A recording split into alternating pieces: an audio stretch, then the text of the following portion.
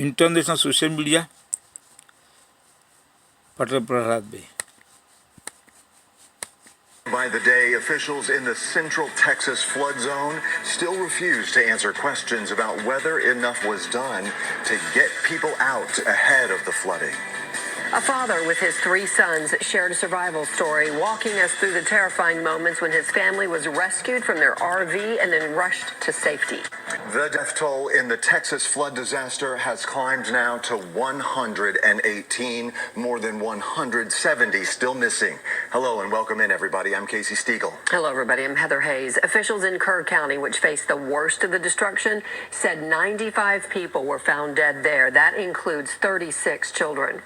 Officials also say removing the debris is a tedious process, and the public is being asked not to disturb the debris piles. City and county leaders say their crews have been working nonstop, working on their days off, all trying to locate the missing. Fox 4 Sean Rabb has more now, live from our newsroom. Hi, Sean. Hello. And while searchers continue their painstaking work, holding out hope of finding some survivors, growing questions about whether enough was done to get people out before the flood came in. I do not know. Mr. Mayor, Listen, people are yelling, and I didn't really want y'all to. If you offer only 3 questions, then you're going to have. Guess what? You're in Kerrville, and we're going to do it my way. Kerrville Mayor Jim Herring, who's been more cordial, today more coarse, as reporters rushed questions about whether a flood warning system had been discussed for years but never acquired, because grant requests to the federal government were turned down, and local officials worried whether they could afford the protection. I wasn't in office during those discussions. And frankly, I'm more focused on the future than the past, as you know. What I can say is the governor, the lieutenant governor, the speaker of the Texas House have all provided us support, and they have all said this is a priority for the upcoming special legislative session. The Kerr County Sheriff questioned about whether a volunteer firefighter commander asked a sheriff's dispatcher to initiate the code red alert system Friday morning as the river was rising, and that dispatcher said they needed a supervisor's approval. It would be close to 6 hours before the code red alert was activated. With every emergency, you know what, we're going to have to, there's going to be an after action. Please, y'all, listen to those words, after action, okay? Those questions are going to be answered. I believe those questions need to be answered to the family of the missed loved ones, to the public, to the people that put me in this office. Those need to, and I want that answer, and we're going to get that answer. And I know that's going to be asked over and over. Please understand that. We're not running. We're not going to hide from everything. That's going to be checked into. Legitimate question for now left unanswered, while the search for the missing continues amid debris piles 50 feet high, 300 feet long, stretching along the Guadalupe. Reserved now, but raging Friday, swallowing everything in its way. Police officers saved dozens as the floodwaters were rising around them. Folks, I don't know how many lives our KPD team saved in an hour in Kerrville, but I know that this tragedy, as horrific as it is, could have been so much worse. And we know the numbers could still climb of the missing.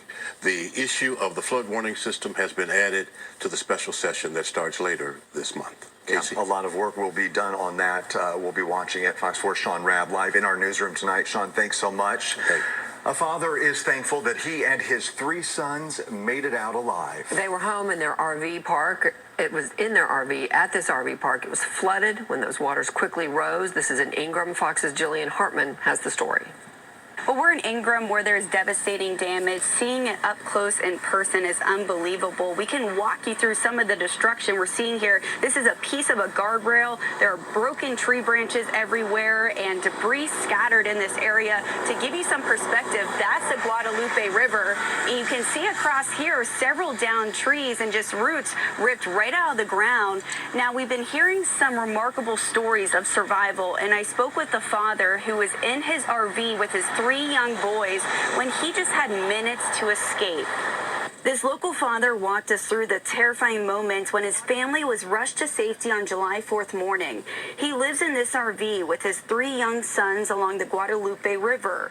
He says he woke up to the Ingram Fire Department telling him to get out. It was unbelievable, You just think, like I could hear it and them yelling, and then the sirens going off, and you don't think it's like happening. I honestly second guessed it until I opened the door and I saw the lights and everybody outside, and I was just like, oh man, it's really happening. And then once I loaded my boys in the car, because I had went to go take a peep at first, and I saw that the water, it was rising. It was coming from looked like it was coming from both sides. He shared this video of the flooding, and you can see how high the water got. He says he lost almost everything he owns. What's your reaction seeing this destruction? It's saddening, because prior to this, it's like almost 10 months of me and my kids getting to where we're at here, and honestly, we made this for the past 8 months, have made this our home. He said the night before he was celebrating Independence Day early with his boys, not knowing what was going to happen just hours later. He says they are lucky to be alive. It's just scary. It's a scary experience, seeing everything that's kind of transpired, people losing their kids and everything. It's kind of heart-wrenching, just because, I have my 3 boys of my own, so just, I'm grateful I got them out of that situation. It's kind of upsetting seeing others couldn't. Now that father tells me they're going to stay with some relatives until they find a new place to live. Reporting in Ingram, I'm Jillian Hartman, Fox News. Texas Governor Greg Abbott ordering flags across the state to be lowered to half staff in honor of the lives lost. The order runs through July 14th, but Central Texas will be in recovery mode for months and possibly years to come. If you would like to help, Fox 4 has set up a site to send money directly to the Kerr County Flood Relief Fund. Just scan the QR code on your screen. We also have a link set up on our website, fox4news.com, and of course through the Fox local app. And so far, Fox viewers have raised more than $3 million. Many organizations in the area are now only asking for monetary donations. They say they're grateful for the donations they've received, but have gotten so many they're running out of places to store things.